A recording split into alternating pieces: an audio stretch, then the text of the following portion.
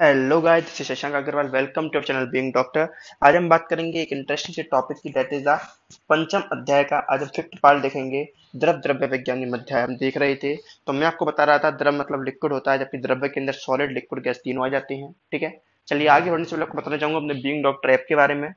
आप उस पर ऑनलाइन क्लासेस के बारे में ले सकते हैं, फ्री डेमो, फ्री नोट्स आप देख सकते हैं। कोई समस्या आप इस नंबर पर संपर्क भी कर सकते हैं। आइए, तो हम बात करेंगे आगे से। हमने टक्कर वगैरह देख लिया था। आज हम पढ़ेंगे मक्खन के बारे में। मक्खन, मक्खन जिसको नवनीत या बटर भी बोला जाता है। तो इसकी प्रॉपर्टीज बताई जा रही है। पहला, शीतल होता है ये। दूसरा, अग्निवर्धक, अग्नि को बढ़ाने वाला। तीसरा, वर्ष्य, गिराही, गिराही होता है, मल को बांधने वाला होता है। वात पित्त को शामक करने वाला, यानी कि कह सकते हो वात पित्त को कम करने वाला। रक्त शामक या रक्त नाशक, मतलब रक्त में कोई विकार हो गए हैं तो उनकी शांति करने वाला। अर्श को खत्म करने वाला। अर्ध यानी क्या कहते हैं, अगर किसी को फेशियल पैरालिसिस है उसमें लाभकारी, और काश में लाभकारी होता है। तो आप ध्यान रखेंगे कि किन किन में ये लाभकारी बताया गया है।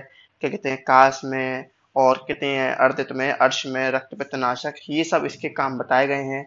तो आप ध्यान रखेंगे इसके फंक्शंस को। ये सब पूछ लिए जाते हैं, ये सब आपको लिखने हैं। 2 नंबर में सिंपल क्वेश्चन आ जाता है, आप ये सब लिख कर आ सकते हैं।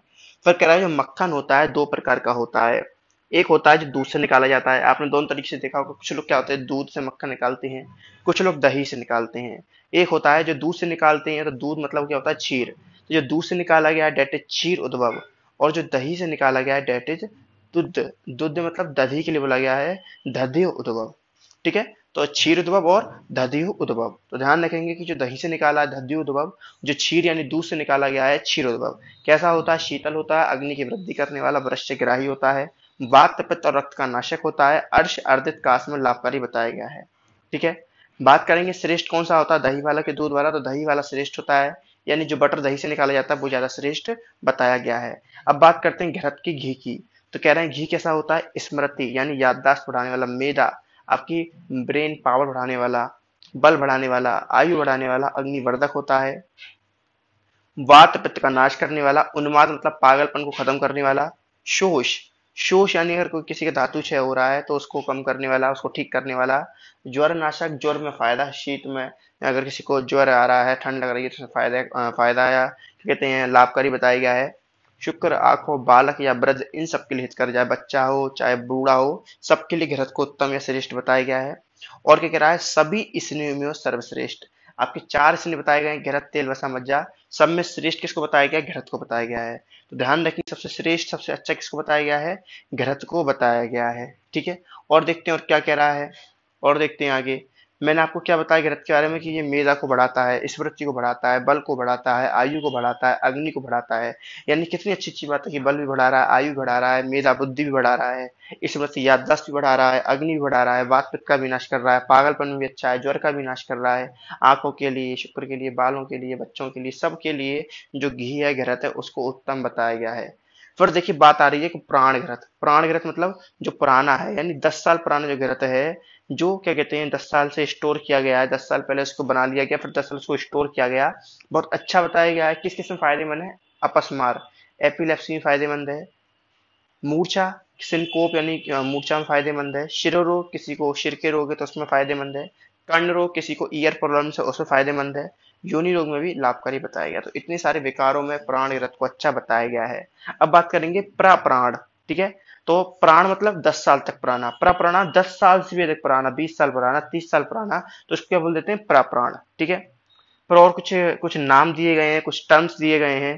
पहला, सर। तो सर क्या होता है, दही के ऊपर की मलाई। ठीक है, सर क्या है, दही के ऊपर की जो मलाई होती है उसको अपन क्या बोल देते हैं, सर बोल देते हैं। दूसरा टर्म है, क्या कहते हैं, मंदक।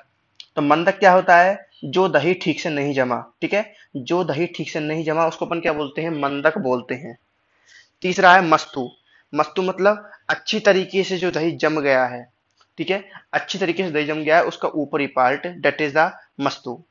फिर है कूर्चिका। कूर्चिका मतलब जो दूध फट जाता है उसको अपन क्या बोल देते हैं, कूर्चिका। फिर किलाट। किलाट मतलब पनीर। और फिर है पीयूष। पीयूष मतलब क्या कहते हैं, जो पहला दूध निकलता है जब गाय या भैंस क्या कहते हैं प्रेग्नेंट होती है, उनके क्या कहते हैं बछड़ा होता है, तो उसका जो पहला दूध निकलता है उसको अपन क्या बोलते हैं, पीयूष बोल देते हैं। पीयूष का मतलब होता है नया। तो जो पहली बार दूध निकलता है, क्या कहते हैं जब गाय के या भैंस के बच्चा हो जाता है, बछड़ा वगैरह, तो उसको अपन क्या बोल देते हैं, पीयूष बोल देते हैं। दोबारा सुनेंगे, सर क्या होता है, दही के ऊपर की जो मलाई होती है उसको सर बोल देते हैं। मंदक जो दही प्रॉपरली नहीं जमा हुआ उसको मंदक बोल दिया गया है। मस्तु जो दही अच्छी तरीके से जम गया है उसका लिक्विड पार्ट जो है, ठीक है, ऊपरी भाग जो लिक्विड पार्ट है उसको मस्तु बोल देते हैं। कूर्चिका जो दूध फट जाता है उसको बोला गया है। किलाट जो पनीर है उसको बोला गया है। पीयूष प्रसव के बाद का पहला दूध, ठीक है, तो ध्यान रखेंगे ये बात। अगला है इक्षु वर्ग। इक्षु मतलब गन्ने के बारे में कह रहा है, गन्ने के बारे में। तो देखिए पहला कह रहा है गन्ने के रस के गुण बताए गए हैं, क्या क्या बेनिफिट्स होते हैं। तो कह रहा है रेचक। रेचक मतलब किसी को कॉन्स्टिपेशन में मल नहीं आ रहा, विबंध टाइप कंडीशन हो गई है, तो आप उसको गन्ने के रस पिलाओगे तो वो रेचक होता है। दूसरा स्निग्ध। दूसरा स्निग्ध। तीसरा रक्त पित्त शामक। तीसरा रक्त पित्त शामक। चौथा मधुर रस और मधुर विपाक होता है, तो ध्यान रखेंगे इसका रस और विपाक दोनों ही मधुर होता है। इसके अलावा एक आइटम और था जिसका रस और विपाक मधुर था, दूध। जो दूध था उसका भी जो विपाक था और रस था स्वादु यानी मधुर था। दही का रस और विपाक कैसा था, खट्टा अम्ल था। ध्यान रखेंगे ये पॉइंट कोरिलेट करके पढ़ेंगे कि किस किस का जो रस और विपाक है मधुर है। ध्यान रखेंगे दूध का इक्षु का दोनों का ही रस और विपाक मधुर होता है, और जो दही होता है दधी होता है उसका जो रस और विपाक होता है वो अम्ल होता है। इसके अलावा ये मूत्रल होता है, मतलब मूत्र को उत्पन्न करने वाला। गन्ने का रस पियोगे तो ज्यादा यूरिन आता है।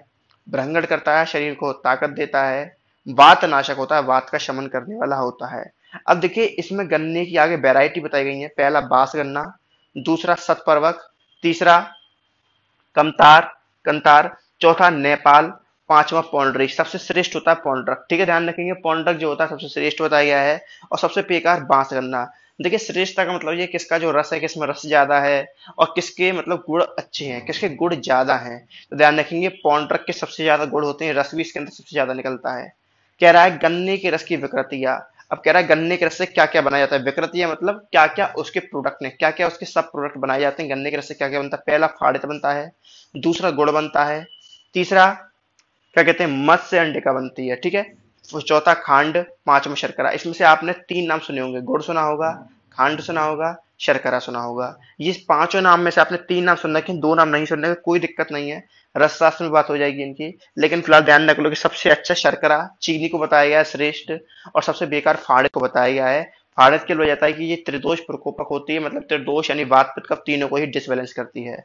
जो गुड़ होता है ये कफ को बढ़ाता है, मल और मूत्र को निकालता है, कृमि मज्जा रक्त मांस इन सब की वृद्धि करता है, मैदा फैट वगैरह इन सब की वृद्धि करता है। और ध्यान रखेंगे फिर बताया जा रहा है प्राण गुड़ और नवीन गुड़ के बारे में, कि पुराने गुड़ के क्या लाभ है, नवीन गुड़ के क्या लाभ है। तो ये प्राण गुड़ होता है ये हृदय के लिए अच्छा बताया गया है और पथ्य बताया गया यानी सूटेबल बताया गया है, जबकि जो नवीन गुड़ है ये कफ को बढ़ाने वाला और अग्नि को मंद करने वाला बताया गया है।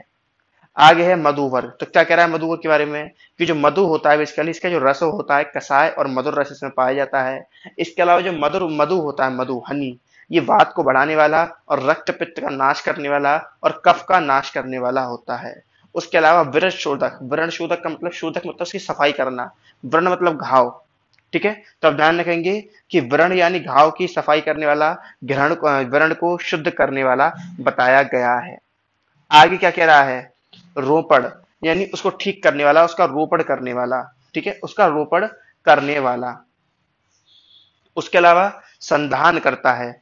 जो क्या कहते हैं मधु होता है चीजों को जोड़ता है, अगर कहीं कोई बोन में फ्रैक्चर है या फिर कोई मसल में क्या कहते हैं ब्रेकिंग हो गई है या फिर कोई लेगामेंट ब्रेक हो गया है तो उसको जोड़ने का काम भी ये मधु करता है। तो ध्यान रखेंगे कि व्रण का शोधक बताया गया है, रोपड़ करता है, दूसरा जोड़ने का भी काम करता है, ठीक है। चलिए आगे कह रहा है प्रमेय कुष्ठ श्वास का सिक्का में लाभकारी है। तो ध्यान रखेंगे जो मधु है शहद है, प्रमेय में दे सकते हैं, यानी किसी को डायबिटीज है तो आप क्या कहते हैं मधु का सेवन कर सकते हैं, मधु शुद्ध होना चाहिए। प्रमेय कुष्ठ श्वास का सिक्का इन सब में जो मधु है दे सकते हैं आप। उसके अलावा स्थूल और कुरश यानी जो मोटे हैं और जो पतले हैं दोनों के लिए मधु को लाभकारी बताया गया। स्थूल के लिए क्योंकि क्या होते हैं, कोई स्थूल है या क्रश है, कोई ज्यादा मोटा है कोई ज्यादा पतला है, क्या होता है बेसिकली दोनों में ही स्रोतों में अवरोध हो जाता है जिस कारण प्रॉपर न्यूट्रिशन नहीं पहुंच पाता, जिसके कारण जो मोटे व्यक्ति होते हैं उन मेद के कारण के स्रोतों में अवरोध हो जाता है, फैट जो होता है वो अवरोध कर देता है, रोक देता है रास्ते को, जिस कारण मेद के आगे की धातु नहीं बन पाती है, अस्थि मज्जा शुक्र, जिस कारण प्रॉपर न्यूट्रिशन नहीं हो पाता। कृष व्यक्ति में भी ये होता है स्रोतों में अवरोध हो जाता है जिस कारण उसकी जो धातु है उसका प्रॉपर न्यूट्रिशन नहीं हो पाता, जिसकी वजह से वो क्रश हो जाता है। तो जो मधु होता है ये करता है उस स्रोत अवरोध को खोल देता है, जो मार्क्स में क्या कहते हैं एक तरीके से अवरोध डेवलप हो गया है, ऑब्स्ट्रक्शन है, उस ऑब्स्ट्रक्शन को हटा देता है जिसकी वजह से प्रॉपर न्यूट्रिशन पहुंच पाता है। फिर कह रहा है जो मधु होता है शीतवीर्य बताया गया है। फिर कह रहे हैं उष्ण मधु की मारकता, कभी भी मधु को गर्म करके नहीं देना, कभी भी मधु को गर्म करके प्रयोग करने के लिए नहीं बताया गया। कुछ लोग करते हैं डाइटिंग में करते हैं गर्म पानी में मधु शहद में लाके पीते हैं, ऐसा नहीं करना चाहिए। क्योंकि जो मधु होता है बेसिकली कौन बनाती है, मधुमक्खियां। जब मधुमक्खियां बनाती हैं डिफरेंट डिफरेंट फ्लावर से नेक्टर को कलेक्ट करती हैं, फिर जाकर के ये बनता है। तो ध्यान रखना कि मधुमक्खी को ये नहीं पता होता कौन सा फ्लावर अच्छा है या कौन सा प्लांट जहरीला है कौन सा जहरीला नहीं है। तो वो सब तरीके से प्लांट को कलेक्ट करती हैं। अब बाई चांस उसमें कोई विषैला या विषैला या कोई पॉइजनस प्लांट हुआ, तो आपने अगर उसको उष्ण जल के साथ लिया, तो उसका जो क्या कहते हैं हार्मफुल इफेक्ट होगा वो दुगना हो जाएगा। इसलिए कभी भी मधु को आप उष्ण जल के साथ या उष्ण गर्म करके प्रयोग नहीं करेंगे। ठीक है। तो देखिए यहाँ तक हमने मधु की बात कर ली, ये सारी बात हमने कर ली, बुक में भी आप पढ़ सकते हैं, सारी बात क्लियर होंगी। कोई समस्या हो तो आप चैट सेक्शन में पूछ सकते हैं, कमेंट सेक्शन में कमेंट करिए, बताइए वीडियो कैसी है, शेयर करिए और आज हमारे डाउनलोड करिए हमारे बीइंग डॉक्टर ऐप को। चलिए टेक केयर, बाय बाय, मिलते हैं अगली वीडियो में।